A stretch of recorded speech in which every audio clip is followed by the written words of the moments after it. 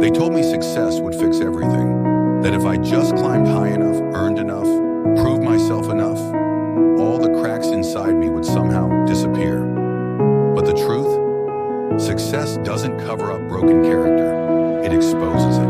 I met a monk once during a solo trip I took to escape the noise of the world, and honestly, the noise inside me.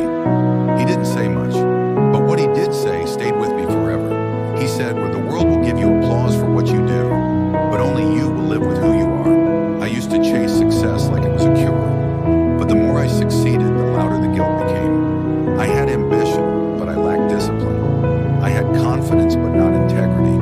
I was driven, but easily angered. My outer life was blooming, but my inner life was crumbling. And that monk, he saw right through me. He told me something strange. Success is a mirror, not a mask. It doesn't hide who you are, it reveals it. And the more I thought about it, the more I realized success can't fix what we refuse to face. So I started over, not in my career, but in my character.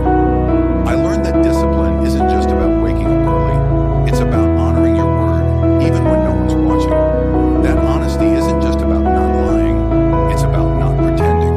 And that growth doesn't come from proving you're right, it comes from admitting when you're wrong. Each day I wrote, I meditated, I asked myself hard questions. Who am I when no one's watching?